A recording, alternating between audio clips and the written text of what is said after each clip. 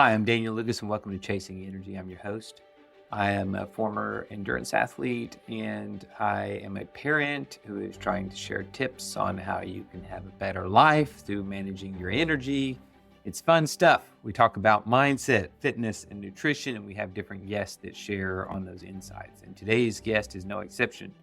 Scott Chaverri is the CEO of the Mito Red Light company. I was wanting him on my show for a while. I'd heard a couple other interviews he had done maybe a year ago, and I actually own one of his products. This is the first time I will have an affiliate code in my podcast. And full disclosure, I had that code a long time ago because I recommended this device to my friends, and I wanted to get them a discount. And it gives you, I think, 5 or 6% off the product price if you use the affiliate code. It gives me a little something too, which is helpful. If you do decide you want one, that's up to you, but please use the code. Things we will talk about today with Scott. He had a successful career in corporate finance. He was always a biohacker looking to improve his life. Sounds a lot like someone I know. And he decided to go out on his own and do what he was passionate about, which was this red light therapy and sort of the way that this product hits the market. It is, the way that I found it was, I noticed in a lot of the YouTube reviews, it would rank super high, but it was also the most cost affordable. There are actually a lot of red light products that are 2 and 3 times as expensive as this and pretty much do the same thing. So I was very happy with the product. I've had it for about a year, and this is not a promotion saying that you need to get one of these. And in fact, one of the things that Scott preaches is that if you look at the 5 pillars of health, which is diet, exercise, sleep, mindset, and community, that's where you start with managing your health. Things like this device, it's going to help you get an edge if you're a knowledge worker who, for example, can't get as much direct sunlight in their day as they need to, or maybe have problems unwinding. I find it very relaxing, actually, and it's good for muscle recovery as well. We get into his favorite supplements, which it's a question I'm asking more and more guests lately. What are your top 3 go-to supplements? As opposed to the question I used to ask, if you recall, if you're one of the 2 listeners who have followed the podcast since the beginning, I used to ask people, what do you recommend for people who are trying to manage their energy? And the problem was that question was, it almost always started with sleep. And so I've kind of expanded on it and just challenged my guest, give me what you're doing now. Tell me what you're doing now, because what you see a lot of influencers and celebrities say is, listen to your body. And that's absolutely true. It's also not that helpful. There's times where we want guidance. We want to try something new, and we're listening to our body, but we don't know what to throw at it. So it gives us ideas as to what to try. And if you'd like the Cliff Notes here, just open the show notes. It lists all this information, including Scott's top 3 supplements, which you will find out.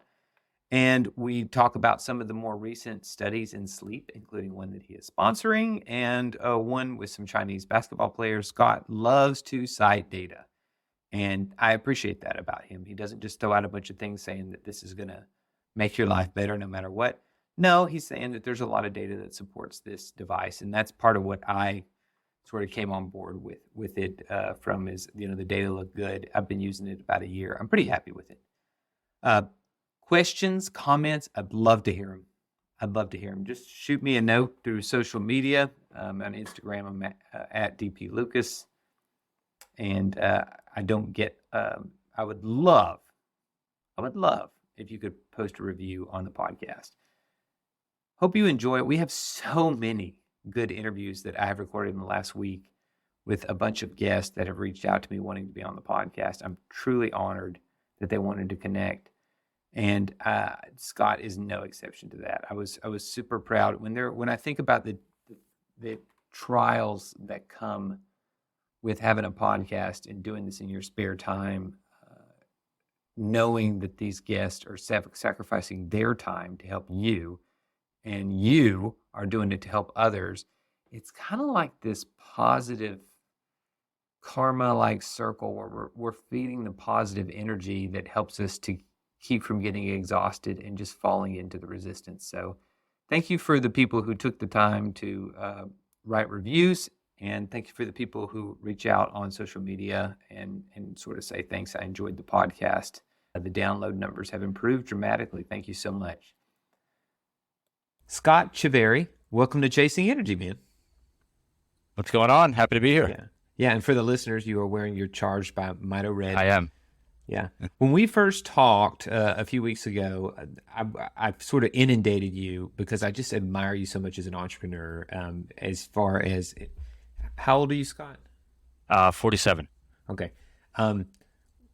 Neither of us are spring chickens. And to go out, and you were clearly pretty successful before you did Mito Red, and to take the initiative. What I'd like you to share first and foremost is what drew you to sort of take the steps involved in breaking out of your comfort and creating something new for the world.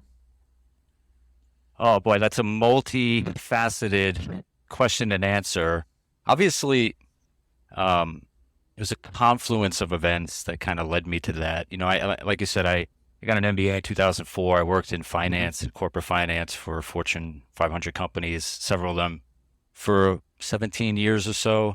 And it was a good career. I could have just coasted, but I never was really passionate about it. And I think there are a lot of people that feel the same way, right? So you kind of, you know, a lot of people, I think, you know, they get comfortable and if you're in a good career, you don't necessarily want to take a risk and go and try to be an entrepreneur.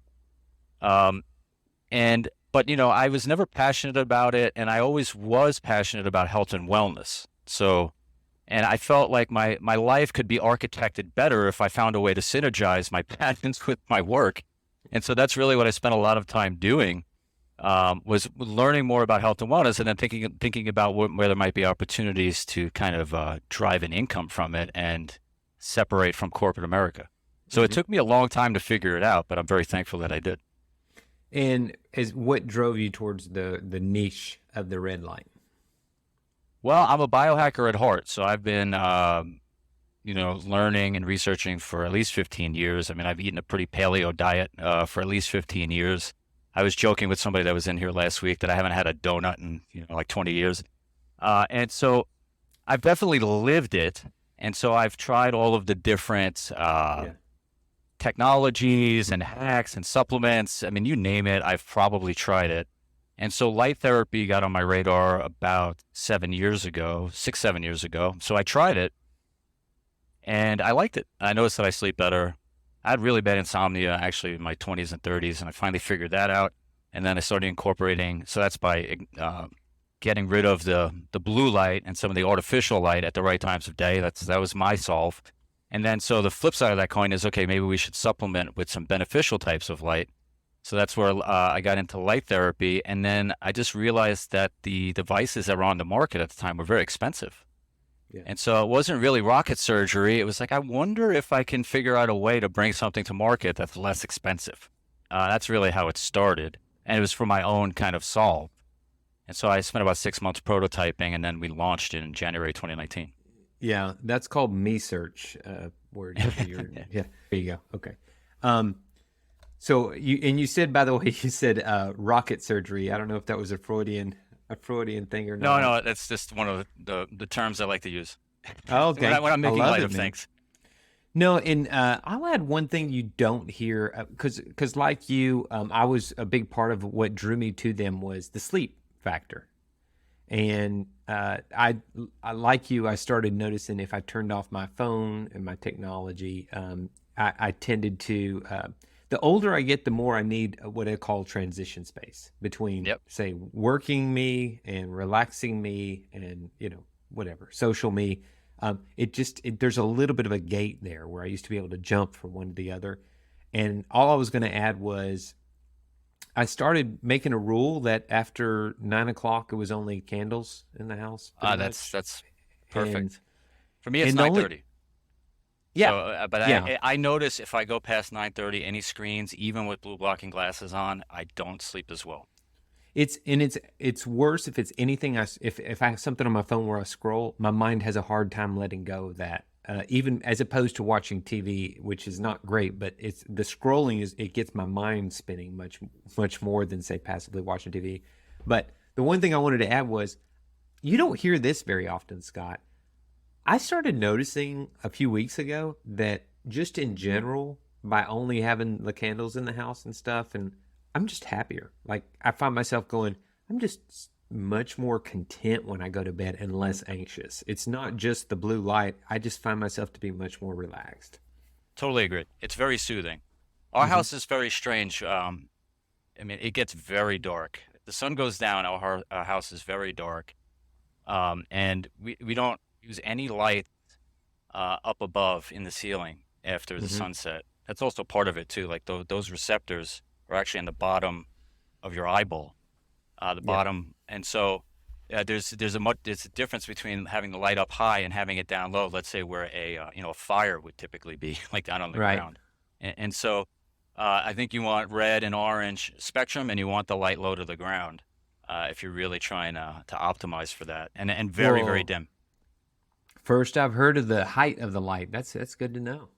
Yeah, it's crazy how fine-tuned and amazing our bodies are. You know, that it's that even that specific where those receptors are in the bottom of the eyeball. It really is. And when you think about the fact that the body's had many thousands of years to figure out what works, and we're just now starting to unlock, oh yeah, we got to get back to basics. I'll skip ahead to a question since you brought that up. You had mentioned the best time of the day to use the red light. It was around sunrise and sunset, correct? Well, I don't know that we know for sure. I think so. When I was asked that question in the past, I used to say, well, if we're going to use nature as a guide, on balance, we get the most red and near-infrared light around sunrise and sunset relative to the UV light that makes it through the atmosphere. Because no UV typically makes it to the atmosphere early in the day. It's just midday, like between 10 and 2, depending on latitude, that you get the UV. So on balance, sunrise and sunset, and that's also, of course, why the sky tends to be orange or reddish in sunrise and sunset. So I used to say that if I'm using nature as a guide, perhaps that would be the best time. But the flip side to that is that we get exposure to red and near-infrared all day long. So whether it's early morning, midday, it just happens to be coupled with UV at midday typically. And so I think any time during the day, so generally my answer is just use it during the day when the sun is out, when you're most likely to use it, and don't suffer from failure to implement, right? Because the problem is if you start thinking about, oh, this is the optimal time, and let's say, okay, sunset's the optimal time, the day gets away from you and then you don't do it, and then you don't get any benefit, right? So I like to do it in the morning because I always get it done. Like it's done, it's part of my routine, it's done, and then, I'm off to work. You remind me of when I get the question of what's the best piece of workout equipment to have at home, and the answer is the one you'll use. Right. I don't care if you get a rowing machine or elliptical or a treadmill. It's like whatever it is that you're actually going to use the most often is by far the most important thing. So Will said there, one of the many things I like about you, Scott, is even when you answered that question, you preface things by saying, this is what I'd said historically, or you'll say things like, we believe that this, but you tend to throw a lot of science into your answers. And what I love about that is we say, based on the data we have, this is what we can believe. That may be turned on its head in a few years, but for right now, that's as good as we know, which to me is so much better than saying, well, I happen to know for a fact that this is the best way to do everything. And right. I tend to be wary of folks that speak that way in general. Anytime you hear the phrase always and never, your eyebrow should raise. Yeah. So I actually found, I purchased a MitoPro 1500, have been very happy with it, which is why I was excited to get you on here. I've had it for a year now. And it was through YouTube, which I'll put this in the show notes, Alex Fergus, who did a very detailed review of something like, it was at least a dozen panels. Yeah, I think it was 12. Most of which were much more expensive than the MitoPro. And what I'll say about the MitoPro is It is a no frills device that is exceptionally good for the value you get. It's priced very affordably, and I tell people, I guess I can say this, you don't have to buy a Juve to get red light therapy, which is what everybody finds in their searches or whatever. And I say, you don't have to pay that. There's very good products that will do the at least good or better job and don't cost that much. So just know that regardless of your budget, there's other options out there, right? Well, I agree, and I would say that that's just generally part of my personality and our approach. I survey the landscape, and we want to. Personally, I want to excel in all facets of my life, and I want our company and our business to excel on all aspects of what it means to run a successful business.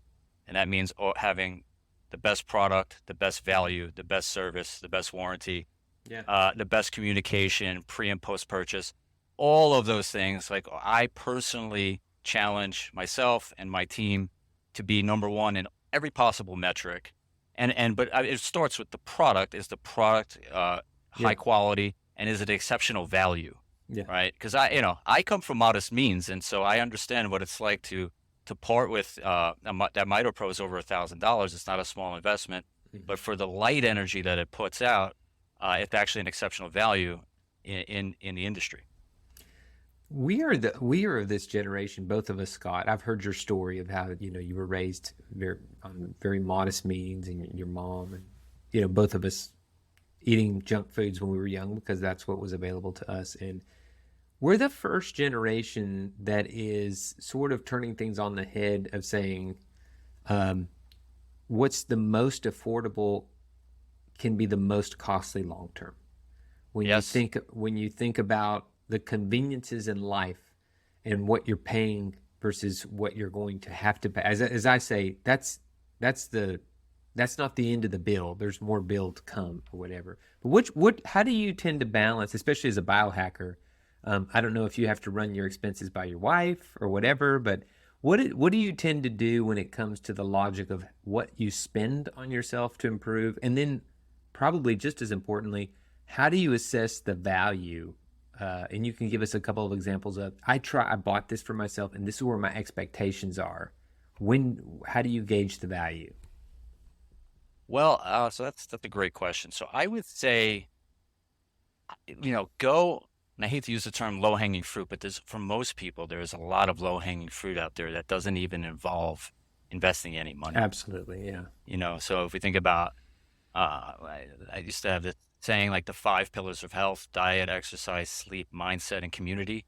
Mm-hmm. And a lot of those things, like good sleep hygiene, doesn't even necessarily need to cost you any money. I mean, turning down the lights and blacking out the windows, and getting a pair of blue blocking glasses, which the first pair I ever bought was about $8. Those things don't cost money. So I would start there, where the low hanging, zero cost. Going out in the sun in the morning doesn't cost you anything. Mm-hmm. Getting, so you start there. A lot of people, with respect to, drinking clean water, breathing clean air, the water filters don't need to be that expensive. The diet, just eating real food and trying to just moving in the direction of eating real food versus packaged foods, bananas and apples and avocados and eggs, calorically dense real food, I think, are quite nutritious. And so there are ways you can move the needle at very low cost. So that's generally where I would start. Now, obviously, as you evolve and you lay the foundation, then you can up your game. Yeah. And, but I would start there. And for me, like, it's just been like, you can be in a downward spiral of, and I was there, where I was living on the kind of caffeine and alcohol seesaw and not feeling well every day. And you got to reverse that momentum. And then if you can get there, if you can really make those small changes and you get an upward spiral, then you have more energy, you can think more clearly, and then you can implement more strategies, and you can actually start, and it compounds on itself. Yeah. So it sounds like, when you talked about the 5 pillars, it sounds like when people think about where they need, first of all, you make a great point. You don't have to spend money to make real changes in your life. But what I would add to that is to say, if those are the 5 pillars, figure out which one of them is costing you the most in your quality of life. And then maybe you can dial that in a bit, whether it's the nutrition, or if you really do need to take your training to the next level, maybe you do need a piece of equipment of some sort or the other. So look at where the gaping hole in terms of this is causing me a quality of life issue.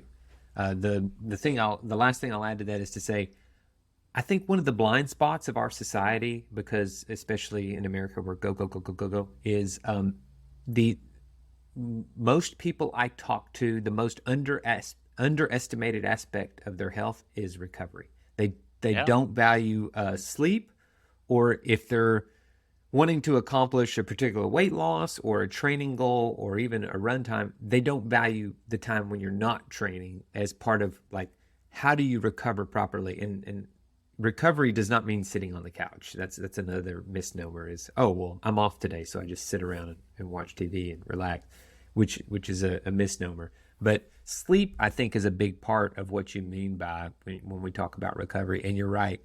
I challenge people to say, tell me one time that you felt true joy when you hadn't had a good night's sleep in 2 days. It's very difficult to find a joy. It's just like, all I want to do is go to bed. All I want to do is get caught up.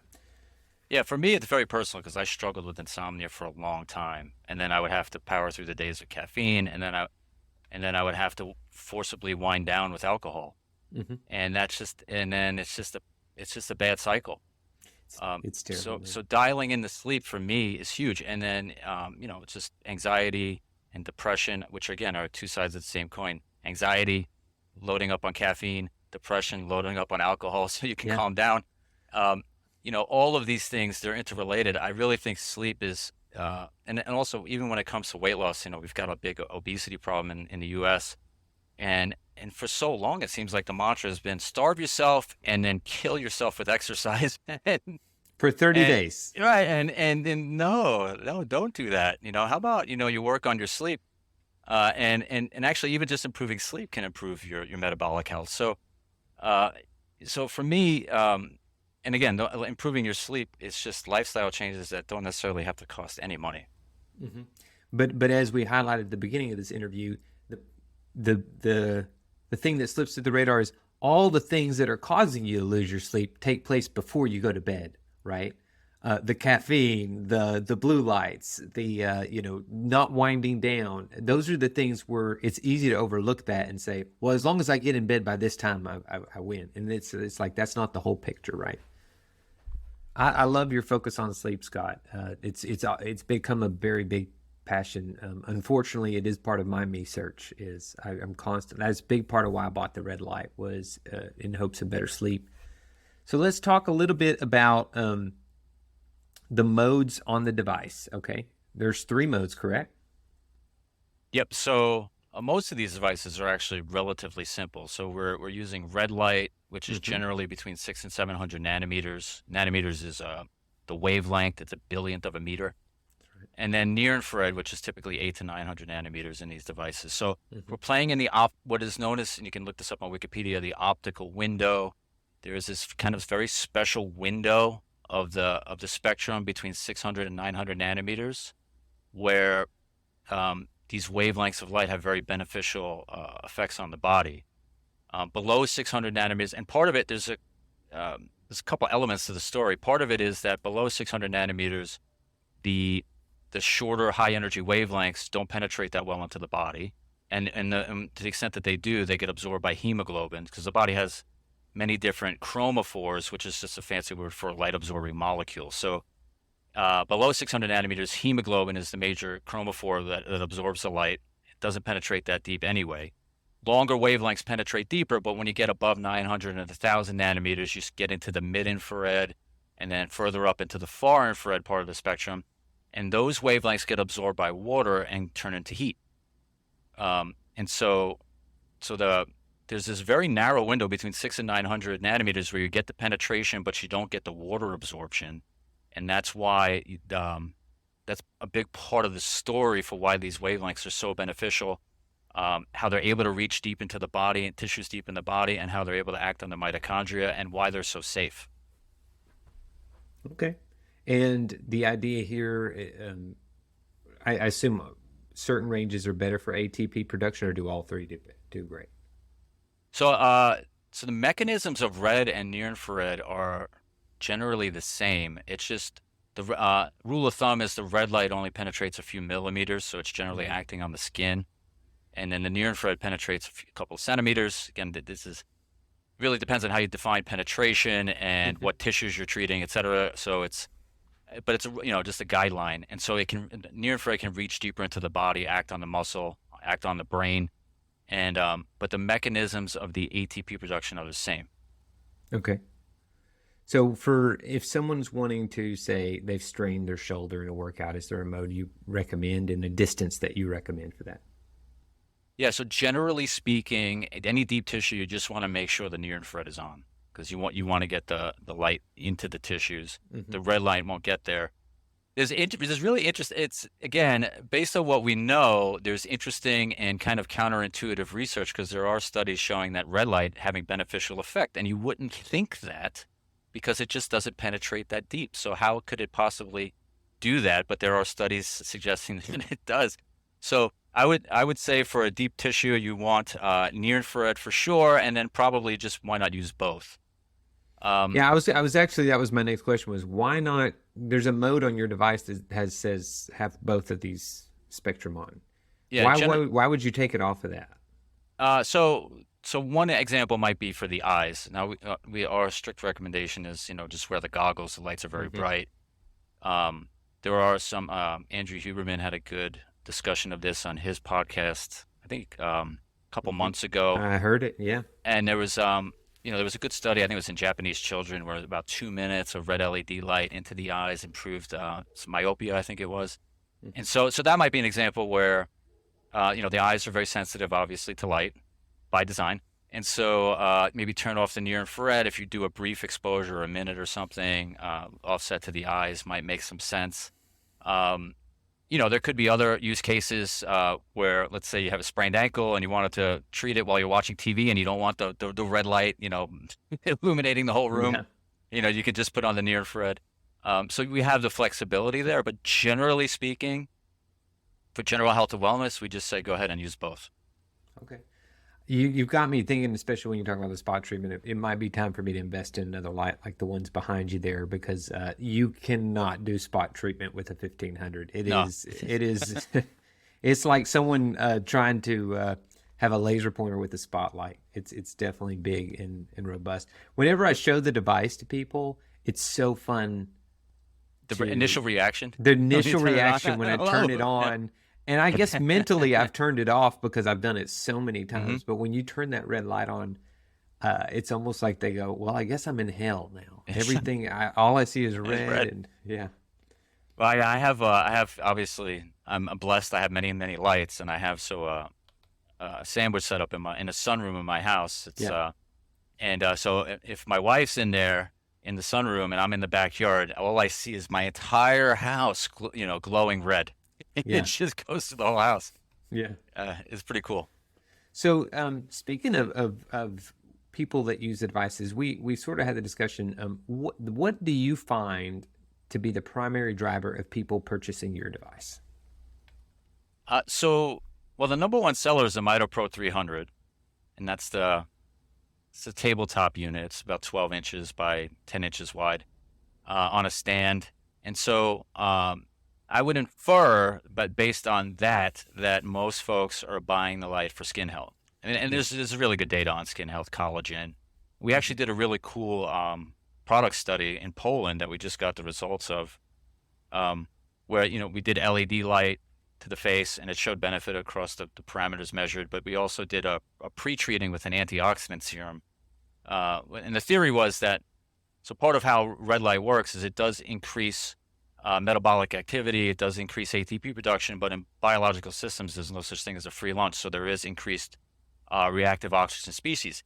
Now, that's actually a good thing in balance because that also causes downstream signaling in the body to upregulate anti-inflammatory and Hmm. antioxidant pathways. Yeah. But too much ROS, and that's why we say more isn't necessarily better. We're kind of looking for Goldilocks. So the theory was, what if we put some antioxidant serum on the skin, and 10 minutes before using the light, would we see an increase in net benefit? and it turned out to be the case. So we were actually kind of excited about that. I'm not in the serum business, but we are always investigating ways that we can think about suggesting to our customers to enhance the benefits of what they're doing. Absolutely. So anyway, the answer to your question is most likely skin health. There's good Mm-hmm. data around red light and collagen production and wrinkles and inflammatory skin issues like psoriasis and acne and pigmentation issues. So that would be the number one reason by far. Any studies that you know of that indicate that if people are taking collagen on a regular basis, that they tend to see more benefits because I assume it's more readily available for the skin to use? So not that I'm aware of, although you and I are on the same wavelength, no pun intended, because I have been suggesting that as well, because to me, if you're stimulating the body to make more collagen, it just makes sense that you would want to give your body a little bit extra of the building blocks to be able to do that. And so I personally take collagen every morning in my coffee that I have every morning. So I've been doing it for a long time. And also, I think that we're generally deficient in those amino acids as well. So I think it makes sense. And I think it's going back to, you were talking about the eyes and how humans have been around for so long. I think it's largely because initially primitive human beings ate or cooked a lot more with the bones. Yep. And that was just part of the diet, and it's not anymore. You never have to eat a bone these days unless you just absolutely want to. And I started using collagen a little over a year ago. I did notice some obvious things like my nails grew faster and things like that. But it is the most palatable protein I could think of in terms of, I feel it in my yogurt. You don't even notice. And you don't notice. It has no flavor. And for the most part, I kind of steer away from the ones that are flavored just because it's already pretty neutral. It doesn't have an aftertaste. I honestly can't understand for the benefits. There was a study that Rhonda Kilpatrick cited during one of her podcasts that, as far as I know, it was the only protein they proved by using radioactive dye on the mice, that when the mice ate collagen, it actually went to their joints because they could track the dye. That's amazing. And so as someone who was a very active athlete and constantly training, I was like, my joints need every advantage they can have. So it really wasn't a big deal to start adding that to the mix. Well, just anybody that wants to age well in general. I mean, the joints do seem to be one of the first areas that kind of start having problems. And so, why not be proactive about it? There is a study that if you fall and break your hip, your lifespan is shorter than Texas death row. So it's hips are, when you break a hip as an elderly person, it is game over for the most. I mean, it's worse than a horse, really, when a horse breaking a leg, if you remember those things. Yeah. So tell me, just off the cuff here, what are your top 3 supplements that you think that people underestimate or could take advantage of? And it doesn't necessarily have to be in combination with red light, but you are someone who takes their health seriously. You're a biohacker of sorts. That's an interesting question. So let me think about what I'm taking now. I owned a supplement company about 10 years ago. So like I said, I've tried a lot, but my thinking something on that you would stop somebody and say, man, you need to look into this because it shocked me. So collagen, we talked about. The next one that I would say would be organ meats for the same reason. Yeah, so I'm curious as to how you get your organ meats. So there are 2 companies. There's a company called Ancestral Supplement. Do you get the powdered ones? I get them in capsules. I do like capsule. That's what I mean, though. Just like it's swallowing. Powder and yeah. Okay. They're like dried out, desiccated, and then capsule. And then heartandsoil.co is Paul Saladino's company, I think. I like to rotate, so I like to rotate through the types of supplements. So I'll rotate through. I might take liver and kidney, and then I might take brain and heart, and just kind of rotate. Or spleen. I mean, I've done them all, but I like to pulse things and go on and off. And then I think magnesium is probably the next one that I would think of. Which form, though? There's a lot of forms. Which form are you? So so not magnesium citrate, actually. So and I'm blanking on but I go through Jigsaw Health. and they follow Morley Robbins' root cause protocol. And he is very knowledgeable on magnesium. And so the forms that they use, I think Is it magnesium glycate for them? I don't know offhand, but I've been taking that. I used to take citrate, and I think there's a product called Calm, and then I switched to Jigsaw, which I think is far superior. Well, Jigsaw sells a Mag Pure glycate, so that's why I'm saying that. Yeah, they have a powder. I use it every night. I've been having it every night, and I do wonder if that's one of the reasons why my organ meats and my magnesium. I'm wondering if they're part of the reason why my vitamin D is so high. Okay. Well, you've got me convinced. I'll look at the glycate. I have a couple different. Huberman had mentioned. I do try different types, but magnesium malate was really good for recovering from workouts. I don't know whether it does there's or not. 3 and 8. There's this glycate. 3 and 8. Okay, so here's the thing about 3 and 8. It will. I took it without really researching it, and noticed I would get really tired, and only afterwards did I find out people take it before bed. Sleep, and, yes. Yeah, and all it says on the bottle is good for cognitive health. So I thought, oh, this will help me think. And I started noticing when I take it, I was so relaxed afterwards that I was well, that's good, but you just got to time it right? You just got to time it right. So I just wanted to throw that disclaimer out there. All right, so I got magnesium, collagen, and organ meats. And I've noticed that I'm kind of surprised ButcherBox hasn't picked up on this. I've noticed these ButcherBox competitors saying, we'll sell you a pound of ground organ meats that you can use for tacos. Yep. And well, I would caution against that if you've never had liver before, because it is rough. You know, you need to, if they mix it in with ground beef and and they cut it, like that's a way to hack it. Their claim to fame was that it had like a taco seasoning in there that made it almost indistinguishable. So for what that's worth, and you're right, if you've ever had liver, it is just absolutely. It's Look, rough. I can drink almost any healthy drink out there. I mean, the most disgusting thing I can think of that I unfortunately bought in bulk was a bag of unflavored essential amino acids that taste like gasoline, and and I thought, man, if I can drink this, I can drink anything. But the liver, you actually have to chew that, unless you buy the powdered form, of course. All right, so one of the things you mentioned is that in some of your interviews is how red light therapy is a tool to offset the modern tech-induced sort of the woes of being the modern. And the way I look at that is there are so many advantages in today's society to being a knowledge worker, but what we also have to be cognizant of is the disadvantages. For example, people who sit at a desk all day.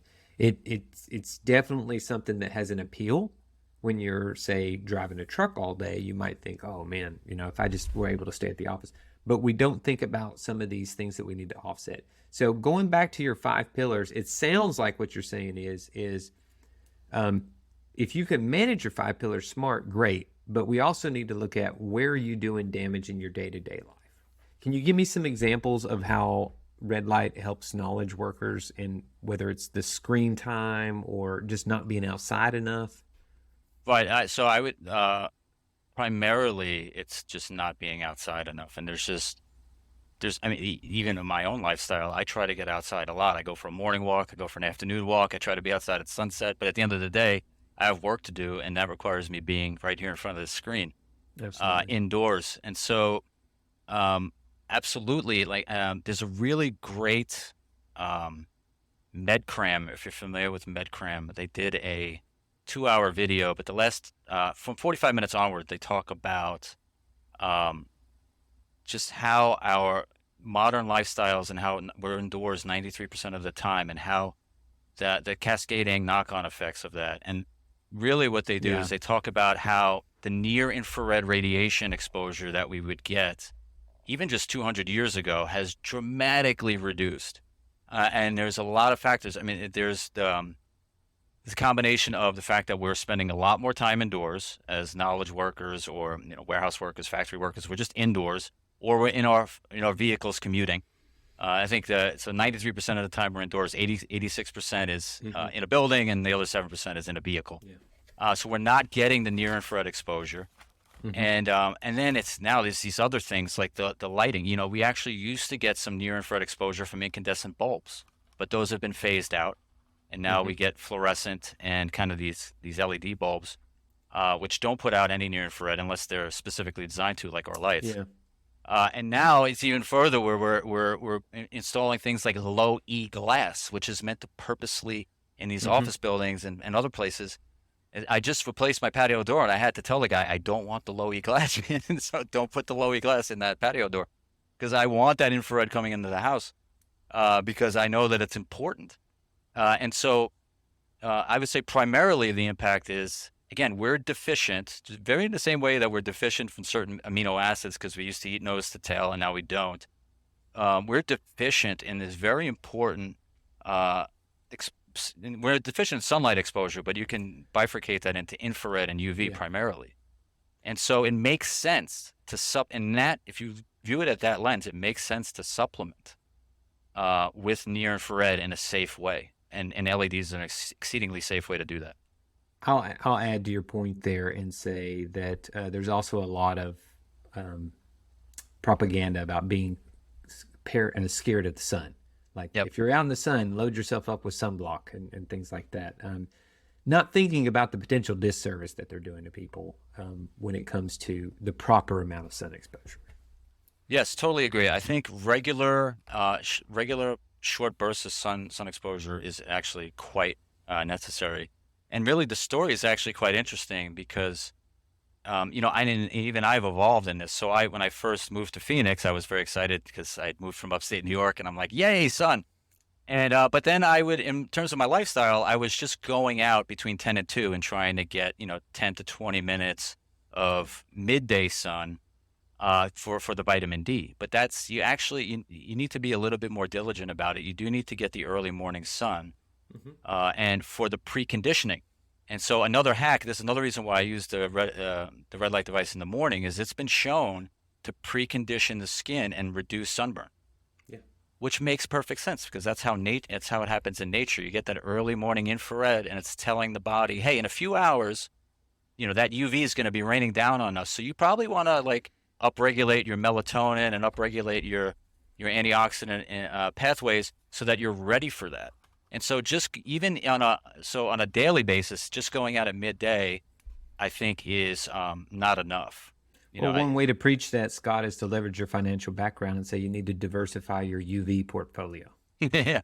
Well, diversify your sunlight portfolio, right? Yeah, your sunlight portfolio. So that it's coming in at different times and different angles. I'll add to your point there and say, I think part of the reason that people have so many stomach issues is especially when they're eating a lot of fast food. If you ever cook a meal or you had a parent who cooked a meal, you have time to build up your appetite because you're smelling it and your digestive enzymes are building in your stomach so that by the time the food hits your mouth, your body's ready for it. The saliva, the stomach, everything is ready to break that food down. And there's a lot of research lately saying that there's problems with food not being broken down correctly in the stomach. Well, when you go through a drive-through, there is no buildup. You just drove through there and you don't smell it till you open it in the car. And that's where I go, every now and then when people just show up with a bag and just go right in it, I think, man, I would need a minute to smell it and get my appetite going, or at least be thinking about it. Because when you find people that, generally aren't even hungry when they eat, and they're eating that, I think, how much is that going to slow you down your stomach and allow proper digestion? So just like with the sunlight prefacing us for what's to come ahead, I think about it's in a lot of different contexts as well. I totally agree, and that's actually a great reminder. I've some of these things I learn and forget. So I do make a shake every morning. I put a bunch of stuff in there. But I was in the habit, and I've kind of gotten out of it, of actually trying to chew. That's right. Even though it's a shake, and so trying to chew it a little bit because that is part of the whole process, digestive process, and I've kind of gotten away from that. So thank you for reminding me to do that. If you're still paleo, I don't know what you would, which exact items you would do this with. A couple of items I can tell you to add to the smoothie at the very end, if you like to chew it, is if you add the oats at the very end, or if you add cacao nibs to it when it's nearly done, you'll end up chewing the smoothie very much the first half, and it does sort of accomplish that. The key though is if you have a Vitamix, don't throw that stuff in till the very last second, or it just emulsifies it. Yeah. The beauty of the emulsification is great with certain things; it's not with others. So well said. The last topic I wanted to make sure I got from you was when we talk about synergy and combos. We talked about how we combined supplements, but you had mentioned one of your favorite combos were breath work and vibration plate. Yeah, so I'm a big fan of optimizing things again. So, This is the biohacker in you. How can I make the most of my time? absolutely, Yeah. absolutely. So obviously optimizing the skin serum study, we were thinking about how do we optimize the skin benefits, but how can you optimize your time investment? Because it is a time investment.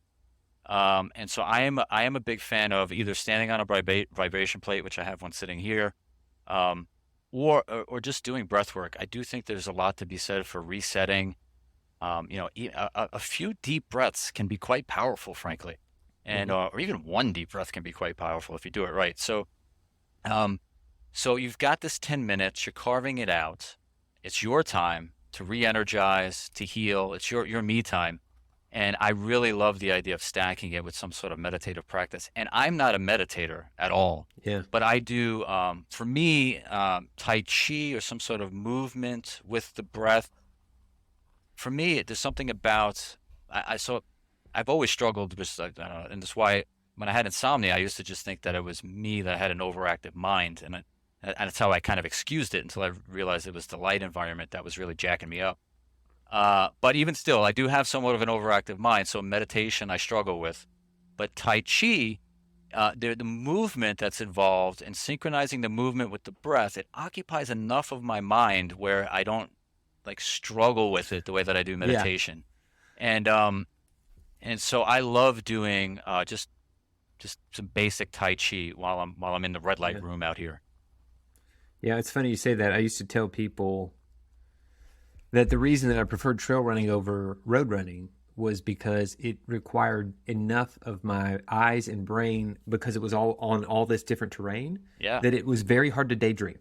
Yep. And so it required that I turned off my subconscious at some level just to be focused on what was going on in front of me. Whereas if I'm running a road or a track, I'm just wandering the whole time. I mean, I can almost shut my eyes half the time if it's a straightaway and just start thinking about all the things that I probably shouldn't be. Right. Um, Right. the one thing I'll add to the combo there is that um, we were talking about things where at the beginning of this interview where we forked over the money and whether it was worth it in our lifestyle. I bought a Hypervolt massager Oh yeah. 3 years ago when those things were pretty big ticket items. That thing was worth I mean, I put it through the ringer, but during my red light sessions, it's not uncommon, especially if I've worked out a particular muscle group, that, for example, if I did my lower back that day, when I'm doing the front on the red light, I'll actually take the Hypervolt and hit my lower back, and it's really just a great wind down to hit before bed. Yeah, well, I have one of those. I love it too. My wife got it for me for Christmas, and we just did a video shoot, and actually we're doing a giveaway, I believe, with Hyperice to another company called Own It Coaching, Hmm. and I'm a huge fan of that thing. That's a great one. That's a great one. I mean, and again, I like variation. So one time I might do some Tai Chi. Other times I might go on a vibration plate. Other times Yeah, throw in the Hypervolt. I think mix it up so it doesn't get stale. yeah. Whatever works for you. But yes, those things are gold, especially when I'm sore. So Yeah, absolutely. I started using a personal trainer a few months ago for my squat and deadlift form, which was horrible and it was causing me pain. I had to use that gun enormously more than I historically had to get those muscles loose. Nice to hear you're on the same page there. What studies, complete or underway, are you most excited about? hmm, that is a good question. Well, I, complete studies, I really, again, the sleep studies, um, So there is a complete study that was done on sleep in elite Chinese female basketball players. And I love that study because they did 30 minutes of whole body red light irradiation, and then actually the device was about half it was about half as powerful as our lights, so it'd be equivalent to about 15 minutes with our lights. And these athletes, and they're elite athletes, they saw improved performance, they saw improved subjective sleep quality, improved recovery from injury, and measurable 2/3 increase in melatonin, like we were talking about earlier. So I love that study because, if you can get the body to make, a lot of people take melatonin for sleep, but if you can get the body to make its own, and there's this like simple, low cost, enjoyable intervention to do that, like it seems like a no-brainer to me. So I love that study. And again, because I'm a huge fan of sleep. And we're actually doing our own sleep study finally. And I'm excited to see if we can get similar results with the population. I mean, it just started. Is it? Are you gauging it by subjective sleep quality? Is that what you're going by, or is there other markers you're looking for? Yeah. So actually, I don't want to speak out of turn because there's he's a chiropractor, but he has a wellness facility in Oregon, and he has got some sophisticated equipment to measure sleep quality, and I don't know that much about it, to be honest. But it just started, and I mean it's his wheelhouse. I just said, here are the lights, please do the study, and so he's going to do the study, and so we're excited for that because it would actually be with our lights, So whereas these other studies, it was red light that they were using, but it would be nice to actually get a similar result from our exact devices. Wonderful. Well, I look forward to hearing the results of that, Scott. Yeah, it's fun to be able to now get these things going. These studies can be expensive, but there's creative ways to partner with folks and do it, on the cheap, if you will. But still learn, right? Still learn and grow, which is the goal. And then you've got the data to support these statements. I mean, that's wonderful. Well, Scott, it has been a true pleasure. I hope to continue to evangelize your product and help other people learn the benefits of red light in their life. It's very much something that I feel is not just a fad. I think it's something that's going to be around for many years to come. I believe, the original studies with red light go back, like 50 years or 40 years, something like that, 1960s. I think it goes even back into the 40s. There was a Hungarian scientist who was studying skin cancer in mice, and so or in rodents, and he shaved them and gave the poor mice skin tumors, and then he was irradiating the tumors with this red laser, and it was a low power laser. It didn't do anything to the tumors, but he noticed that the mice that were treated, their hair grew back faster.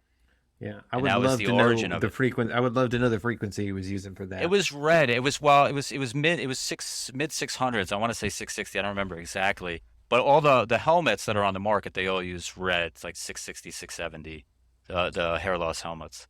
There's actually a lot of good data on hair loss for red light. But I'm actually prototyping a helmet, but I'm not going to bring it to market until I start seeing some growth. I'm just going to have to go back to the growth. Yeah, I'm the first success story. You include me in the pilot group for that thing. So appreciate your time, man. And likewise. We look forward to connecting with you again soon, Scott. Thank you so much. All right, sounds good. Take care.